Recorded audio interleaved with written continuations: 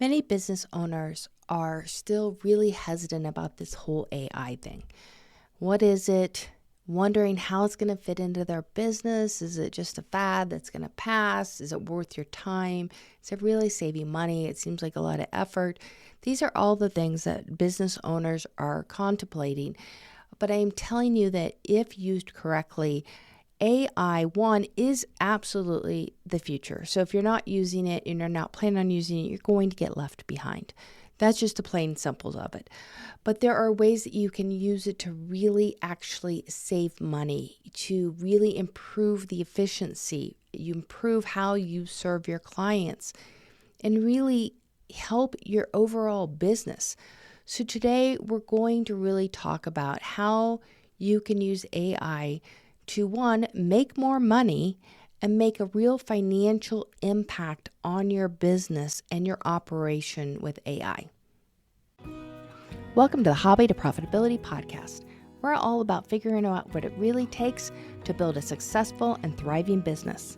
I'm Jacqueline Green, marketing nerd, AI consultant, and entrepreneur who's been through it all. My goal is to help you get the strategies, the tools, and the mindset shift you need to grow your business without the stress and confusion. Every week, we'll dive into real, unfiltered side of entrepreneurship, the mindset shifts, the strategic moves, and the unexpected lessons that come with building a business.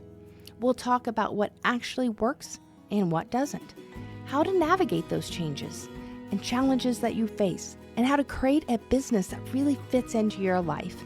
If you're ready to turn your passion into profit without the overwhelm, you're in the right place. Hey there, welcome back to the Hobby to Profitability. I'm Jacqueline Green, your host of the podcast, and today we're tackling that big question. Can AI actually make your business more profitable? Now, if you haven't heard AI and all the benefits of AI, you're probably living in a hole. No offense. But you also might be hearing the other side of that. AI is going to take over the world and it's going to lose jobs and blah, blah, blah. There's a lot of content and a lot of information out there, some accurate, some not. But here's the honest truth that I believe that AI is here. And as small business owners who are trying to get from that 0 to $1 million, it can really benefit your business in the way that it can do a lot more. You can accomplish more with AI than without it. And I'm going to kind of talk about that a little bit. I'll share a couple little situations, but I can also share with you how we're using it within our company to really help produce more content and improve our efficiency throughout everything that we do. So if you're ready, let's dive into this. So there are a lot of small business owners that are still really hesitant. When I talk to, and I'm constantly talking to business owners, they're like, oh yeah, I played with chat a little. They're not really understanding or taking the time to learn what AI is really going to do for a business and for life itself. There are so many things that we can now do that we couldn't do. There are so many things that are more reachable today with AI from a small business perspective that were not available to us 6 months to a year ago.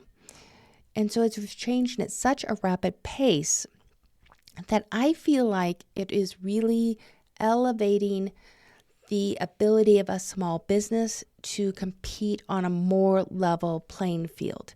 Now, let's face it, you don't have the budgets.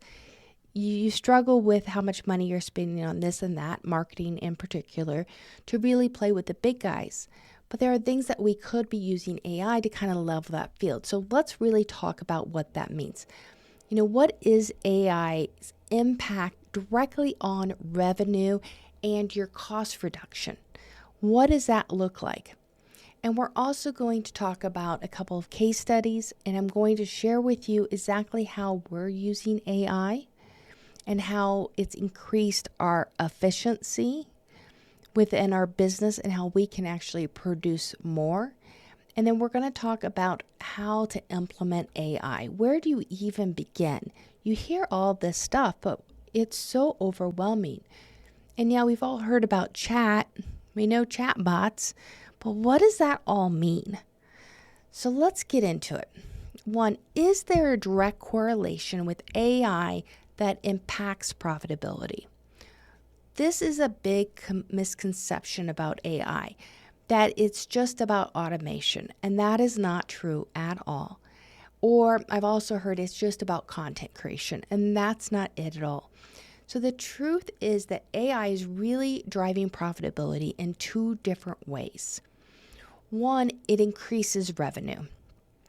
AI is helping businesses attract more customers, improve market performance, and personalize offers that really help convert better. This is something in marketing that has always been a challenge. I've been in marketing my entire career in one way or another. I've worked for ginormous corporations. I've worked for myself as a marketing agency, as a marketing consultant. I've marketed my own businesses. The one thing that is so frustrating about marketing and talking to any person that has used marketing to promote their small businesses, the return on investment is hard to really nail down. It truly is. And I remember the days in corporate where we had executives who are really wanting us to tie numbers into what we were doing. You're spending this much money. And the reason is because marketing typically is one of the, beyond payroll, marketing is one of the largest budgets within a company. And so a lot of times you really struggle to tie back the return on investment. And AI is actually helping us improve that efficiency. And I'm going to talk about that more in just a minute. But when you improve marketing efficiency and you're really targeting your marketing efforts in the right way to the right audience, it's a lot easier to see the impact of that. And you no longer feel like you're wasting time, money, resources on something that may or may not work. Not that you're not still doing some of those things, but it really starts narrowing down that this is going to work or this isn't. It gives us more insight. Now, the next thing that AI is doing is, I said there are two ways to help with profitability. It is reducing costs. So AI is eliminating time-consuming tasks and optimizing how we're spending our time and our money. And it's also improving efficiencies. So this comes down to systems, and I've preached systems forever. One, I love systems because I'm kind of a nerd that way.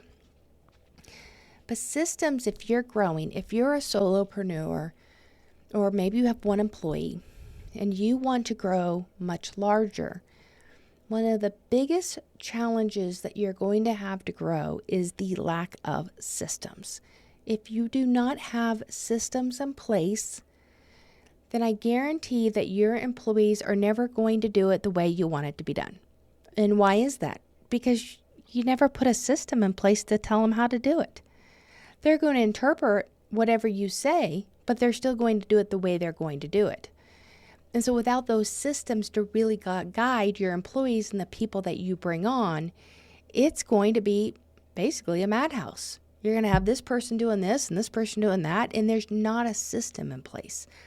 And so we really want to look at that and see, okay, what is that overall system to ensure that every single customer comes through has the exact same experience, that we are collecting the exact same information, that we are giving the exact same information, that everything within the system is going in the method that it's supposed to go. It is so important. So let's talk about this. So AI-driven marketing platforms like 7th Sense personalize send times, and they increase open rates by 20 to 30%. That leads to more sales. So essentially what they're doing is they're determining based on the audience, based on other factors, when the best way or the best time, date time, that an email should be sent. Now, mind you, this is something that marketers have been trying to figure out with our little brains forever and ever and ever. For a long time, you wanted to do it on Monday. Then it was a Tuesday, then Wednesday, then Friday. Nope, we're back to Tuesday. Oh, you should do it in the morning. No, you should do it in the afternoon. It's the most frustrating thing in the world. And so what AI is doing here is it's basically so much smarter than this that they're looking at when people open and determine when we should be sending that email. So they hold it and send it accordingly. So if you can actually, especially with something like email, we have getting bombarded by email these days. It is crazy how many people I have lost their email unintentionally because they are just stuck in this world of my email box that is its own planet, essentially. And so if we could actually target those email campaigns and make them more effective, and you're increasing that open rate, you're ahead of the game. Then we're also looking at AI ad tools, and ads another thing. That there's an AI tool called adcreative.ai, and it tests and optimizes multiple variations.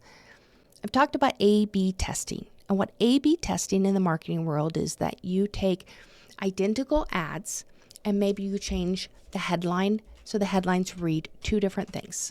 You only test one thing at a time and you send that out, and then it would come back and you would say, oh, okay, it looks like this headline did better than this headline.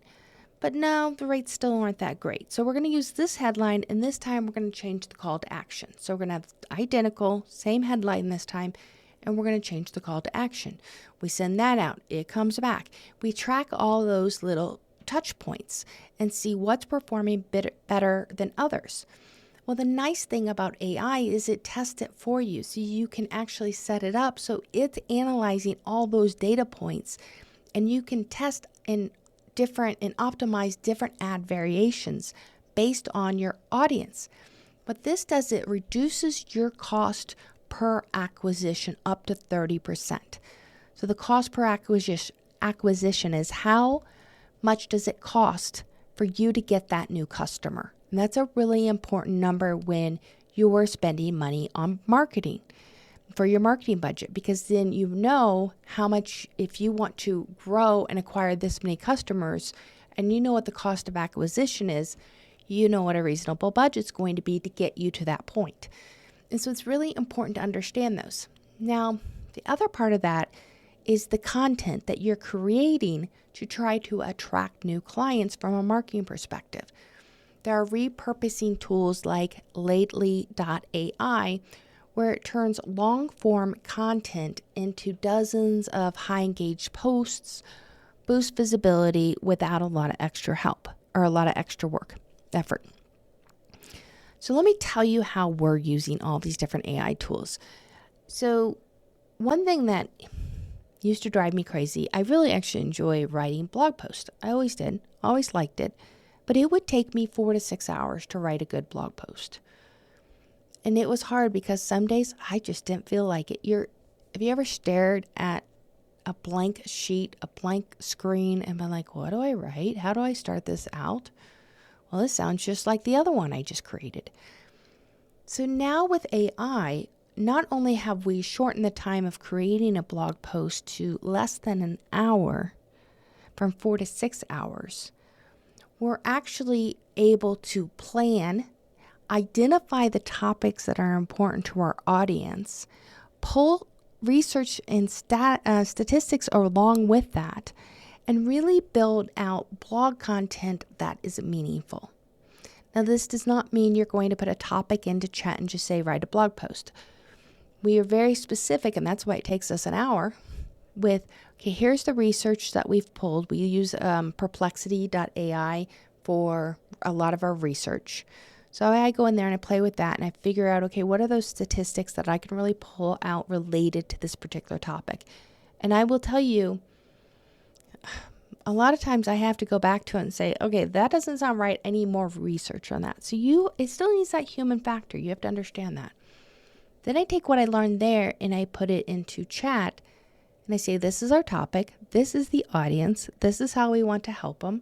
This is the length of the blog article. And this is our call to action for this blog article. It goes through and writes the blog article. Then that gives me a great jumping off point where I can start adding those stories into it. I can start looking at it and go, well, that's not quite right.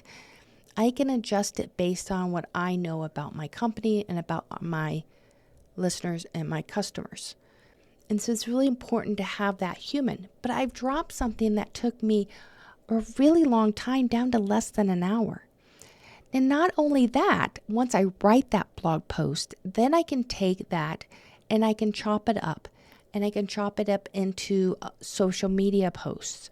I can chop it up into building video scripts, whether it be a short video script or a long video script. I can create that from the same content. So I'm using that content over and over and over in different ways. Now, recording videos. It's another way that we're using AI. I record a lot of videos. I record this podcast. I do it in video. But what we do is then put it into Opus AI. We use Descript and Opus. Descript allows us to quickly come up with the basic transcription, because I don't care how many notes or how many scripts I write. I will not stick to the script. It's just, I think of things, so I start talking. But with Descript, it will actually transcribe my entire video. And then if there's something wrong with it, we can use AI to fix something in there. And then also can add captions into that video, which I promise you used to take me forever. Now you can edit as well in Descript, but we typically edit in our Camtasia before you move it over to Descript because you don't have as much control over it. But just those captions alone would take an hour or more just to add in. Because it used to be, I used to have to type those captions. I would listen to the content and type them in. With AI, it does it for me automatically. Now we can run through the transcription and make sure that what it's transcribing and the words that it's saying, it's interpreting them correctly. But that's how we do it. And then the captions are already there. It has saved us unlimited number of times. Then we take that video and we put it into Opus, and it identifies and chops up those key videos, those minute videos, those 90-second videos that we can use for shorts on YouTube. That's been a game changer, absolute game changer, because we are able to take a longer video where at one point we were literally manually having to go through and go, oh, okay, this sounds good. This is a good highlight. Let's go ahead. I'm going to save this. I'm going to cut this and cut this. I'm going to add these little things. It now gets done for us. We're just a two-person team. We outsource some things that aren't within our wheelhouse, but for the most part, it's two full-time employees, and we're doing the work of a much larger team.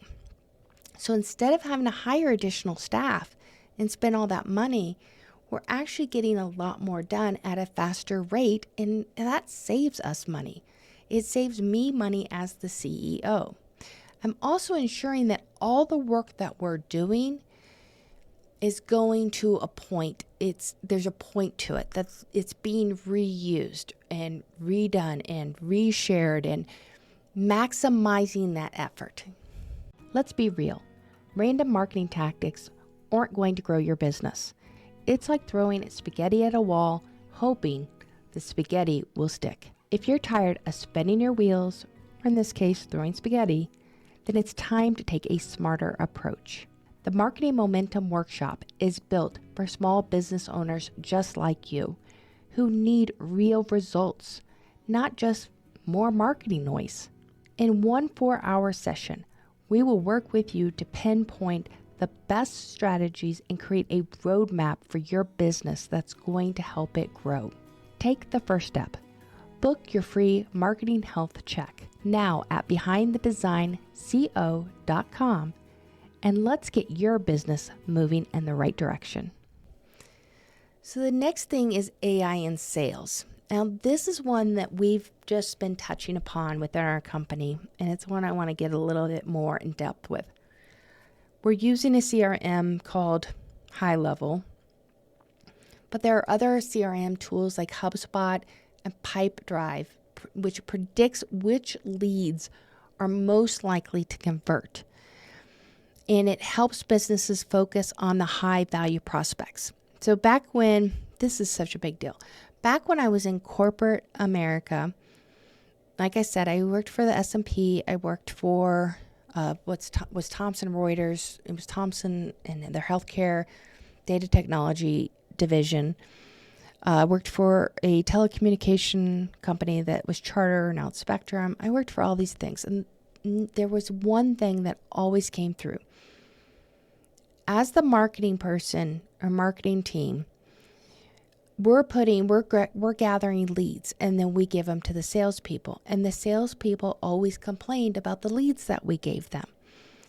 If you've ever worked in corporate in marketing or sales, you can relate to this. Marketing never gives you quality leads. Sales never follows up on those leads right. That they're losing opportunities. There is an ongoing fight no matter what company you're in. There is always this ongoing fight between marketing and sales. Marketing wasn't doing enough, sales wasn't doing enough, blah, blah, blah. Well, now we're looking at CRM tools that are smarter than any of us. And here's how it's smarter than us. Basically, it's taking and looking at those leads and identifying which are crap leads that you don't even need to be spending time on and which ones are actually worth something. And then in addition to that, even though that might be a crap lead, it might be somebody who's just looking for some information. You put out a lead magnet, it's interesting to them, they have no intention to buy. You're able to automate so that you're still serving those folks, but you're not necessarily putting them into a direct sales pipeline yet. So you're warming them up without having to personally touch them. That is a really big deal. And it's saving a huge amount of time. I would hate to know what marketing and salespeople are fighting about now, but this actually saves them all this. It qualifies those marketing leads, and it helps sales know who I'm really supposed to call and who to waste my time on.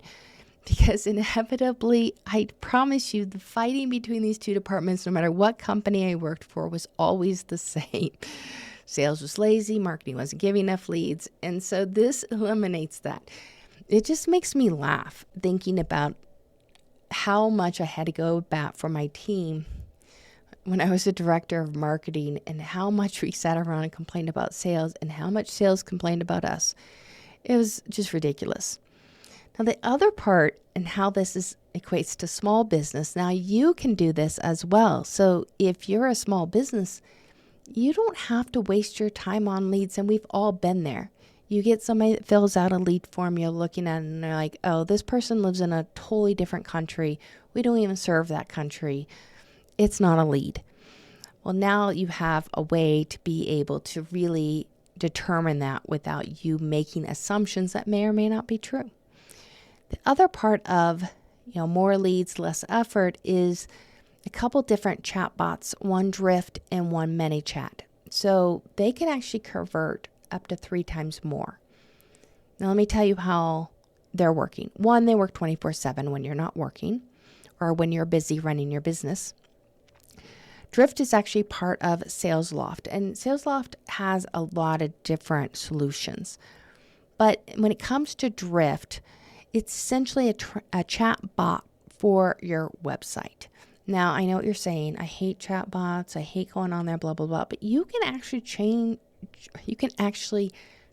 the chat bot to talk to somebody as if they're talking to a human person, and be able to quickly identify whether they need to talk to somebody personally or not. So let me give you an example of this. I talked to a property manager who managed 300 properties. That's a lot of properties. And now, so 300 properties. And what their biggest problem was determining in the middle of the night, they always had to have somebody on call. Somebody had to man the phones, essentially, which is a cell phone, but you had to be alert enough to answer the phone when there's an emergency. But they would get calls for non-emergency things. So they were looking for a solution that would determine if this is an emergency. For instance, if someone lost their keys or got locked out, they would call and say this is an emergency. But based on the lease agreement said that if you lose your keys, you're responsible for your keys. If you lose or get locked out, call locksmith. That's on you. That's not on the leasing company. You lost the keys. You have to pay to find the keys. And so they would get those calls, and they literally would just tell them, you need to call a locksmith. Now, getting a call in the middle of the night that somebody's left their keys out or lost their keys and can't get in, they need to call a locksmith. That has nothing to do with the property manager.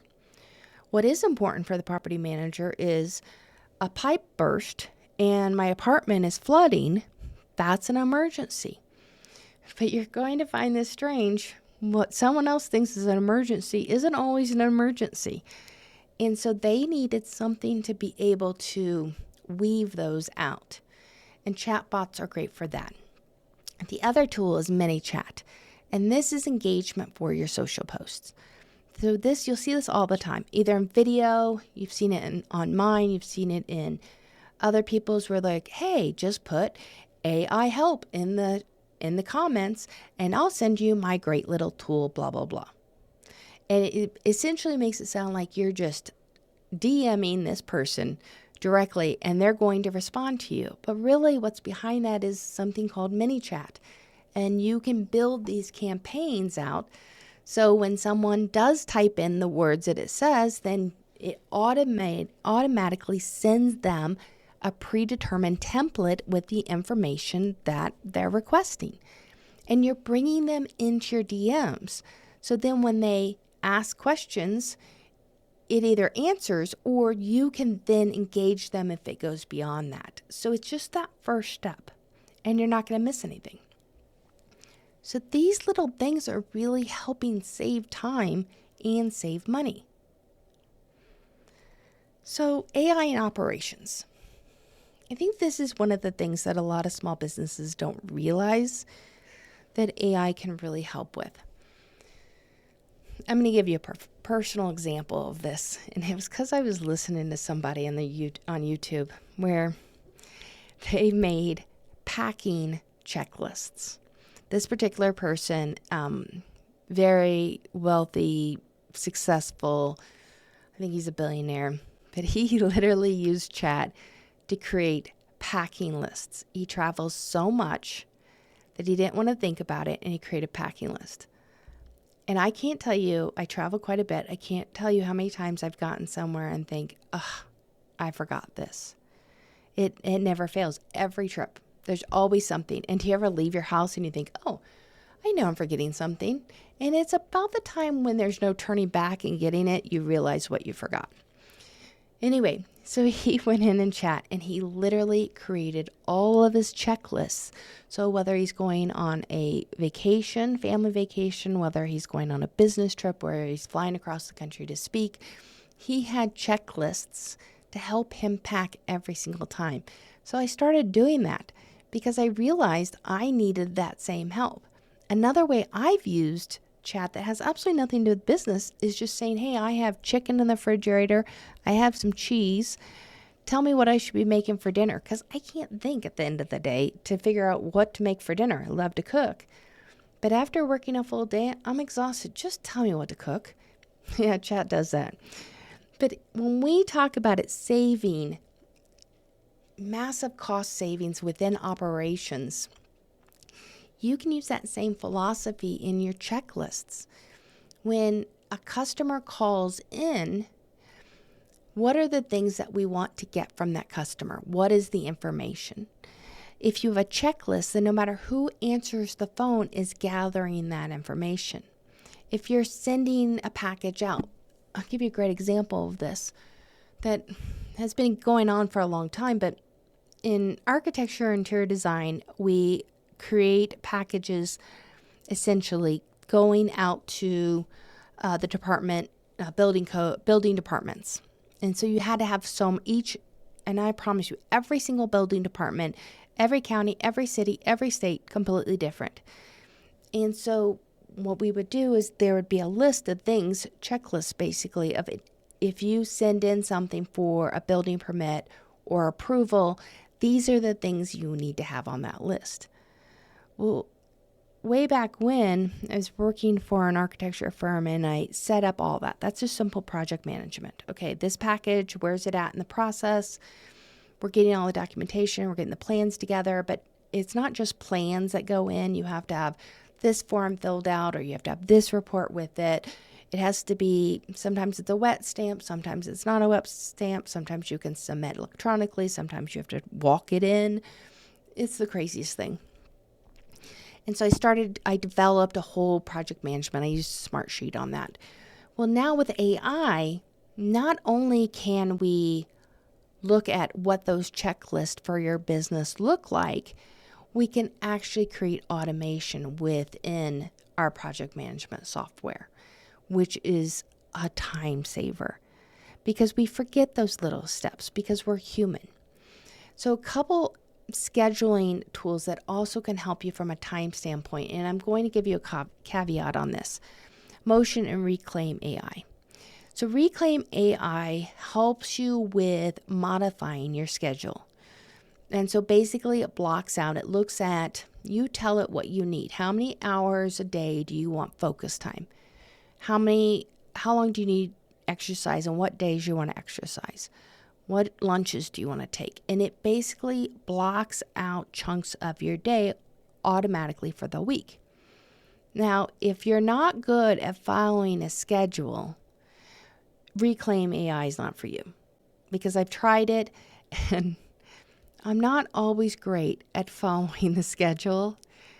So sometimes I'll be like, oh, it's supposed to be focus time. No, I just want to get this other thing done, and I don't follow it.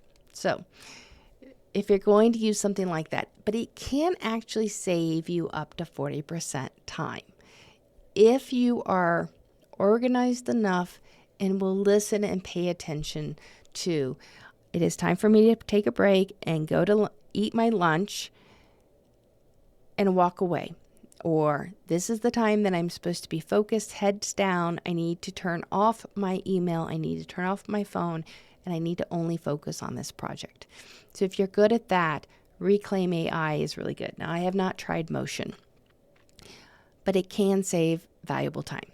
Another is within bookkeeping, using QuickBooks AI or Bench and having things automatically not just inputted, but also to set up analysis and know if something obscure or weird's coming through. Like, hey, we have this weird thing coming up.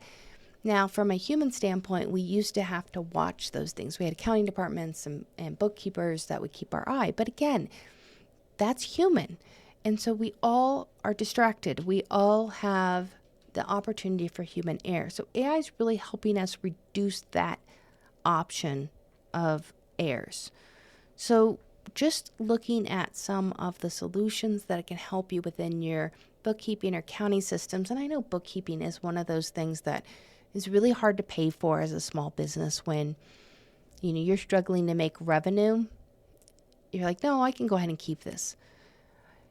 Bookkeepers, good bookkeepers, I'm going to preface that and say good bookkeepers are they're just worth it. They're worth paying because they do such an amazing job. And so I see so many times where, and I've been guilty of this, where that's where you save money. Well, if that's you have a couple solutions here from an AI standpoint that might help you. I still think you need a good bookkeeper and a good CPA. Definitely a good bookkeeper, though, and a good CPA now I think about it. Okay, now, what is this really telling us? I've gone on and on about all this AI stuff and all these different things, and you're not hearing anything probably new. We hear AI all the time. We know it's important. It's going to take over the world, but it is a time saver, and it's going to help you with creating better solutions and be able to be more competitive with the larger competitors out there. It's leveling that field. You are serving your clients, and you can still absolutely serve your clients in that one-to-one capacity. This is not intended to take over, but it's just improving that efficiency. I was talking to someone the other day that we're implementing AI, and the person that was implementing wasn't really on board with what they were implementing because she was worried that someone called in and got an AI voice that someone would just hang up. She's like, I would just hang up. I've called into some that I've been really weary of, and they end up being actually really awesome, and it worked out just fine. And so I think as more and more people get used to it, and you have better technology from bots, it's going to get easier. Okay, so let's talk about some real case studies. So if marketing is really important and you're finding yourself, I'm not doing enough marketing, or I don't find time for marketing, that's where AI can really help you boost your sales by 40%. So there's a small e-commerce brand that's selling homemade jewelry. So they started using AI-powered email automation and product recommendations. If you're selling a product recommendations are absolutely important. And whether you know it or not, AI's been backing up product recommendations, whether you're watching a movie on Netflix and you're going, oh, you get that recommendation that says you might also like. Yeah, that's all AI stuff. You didn't even know it. So this particular company was sending out the promotions, but they were really getting inconsistent results. And I can relate to this. And so what they started doing is, instead of manually looking at their email list, they started using AI to segment it. And they also created abandoned cart follow-ups, and their conversion rates ended up going up 40%. Abandoned cart, if you're selling a product or even a service really where you're using a cart structure, abandoned cart is when somebody has put something in their cart but they did not finish the purchase. And you can actually set up email automation to say, hey, we noticed you left this in the cart. Did you mean to? If you're not going to, you can put a time on it. Hey, we're going to leave it there for another hour, but if not, we need to go ahead and remove it from your cart so someone else can purchase this. This is a high demand item. You can say it a nicer way than I just said. And it actually reminds people, because what happens is a lot of people just get distracted and they forget to hit buy. Another one you can do is increasing your lead conversions. So I saw where a real estate agency was using ManyChat to automate their lead qualification. This is huge because what happens is that agents will have to manually respond to every inquiry.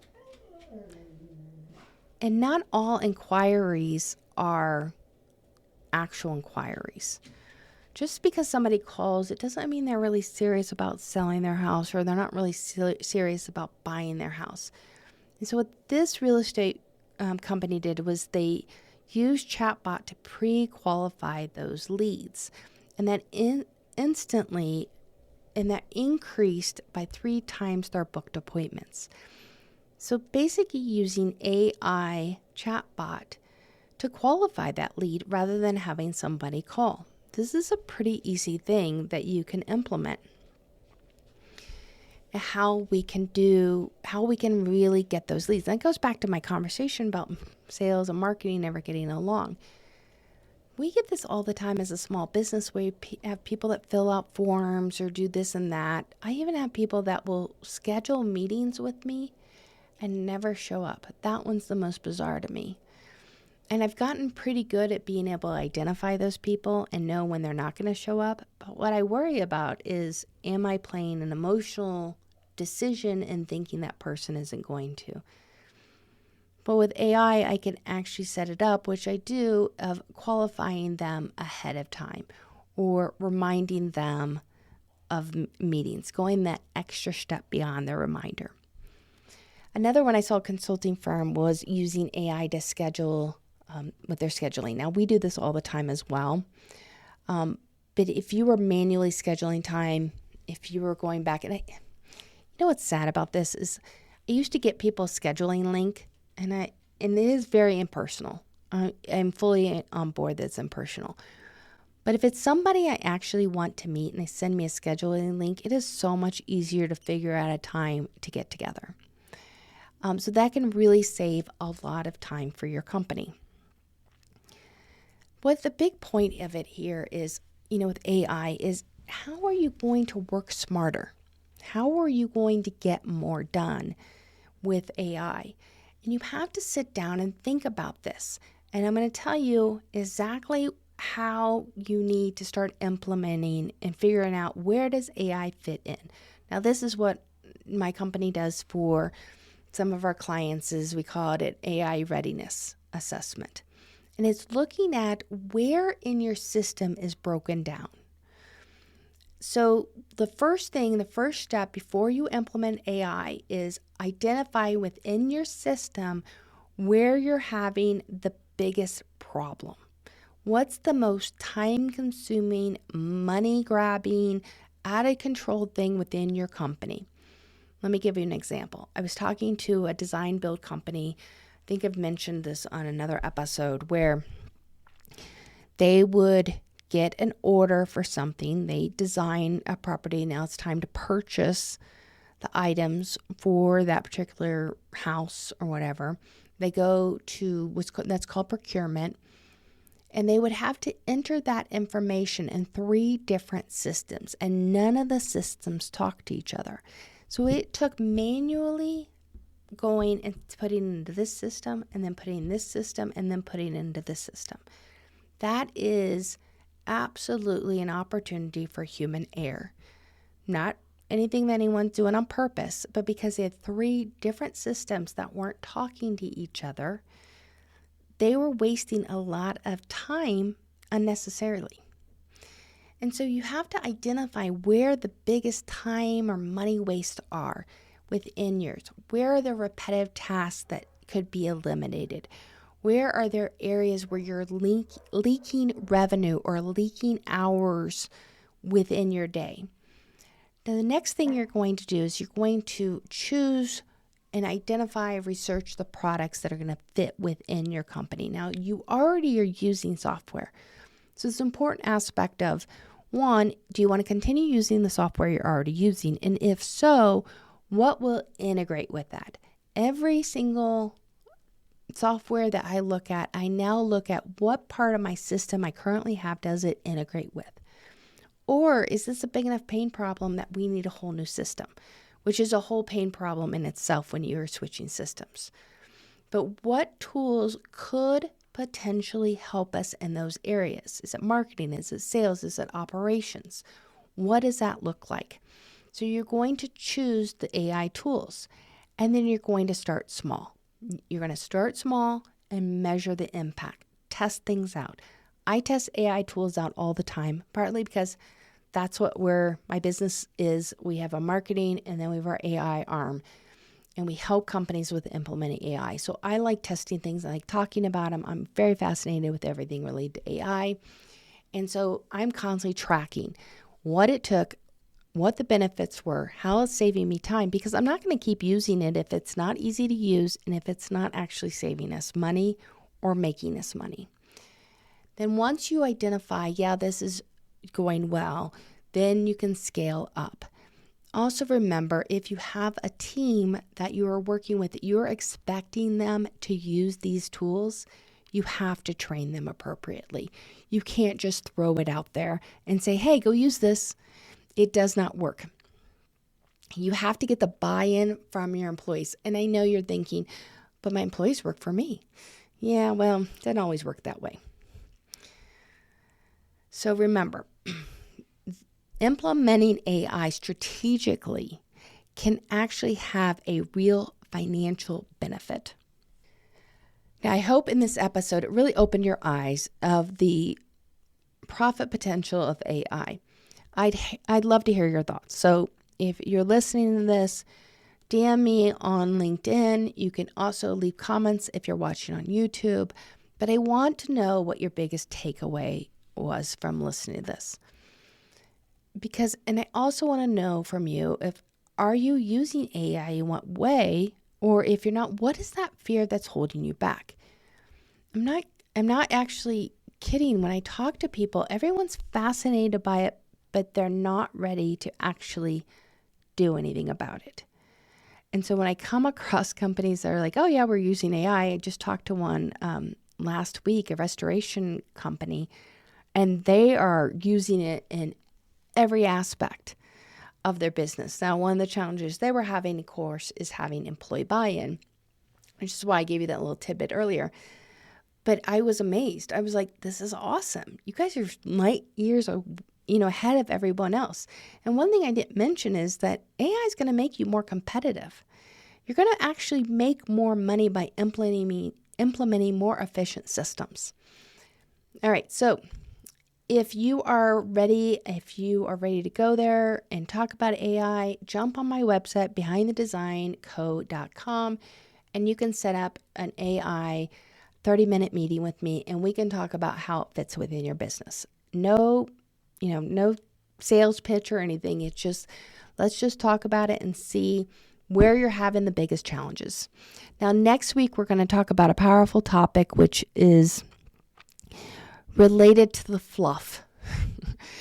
I recorded the video, the podcast that you're going to see, or video if you watch it on the video, last week when I realized after going to a conference, the amount of mindset, energy, fluff that is out there is all consuming these days.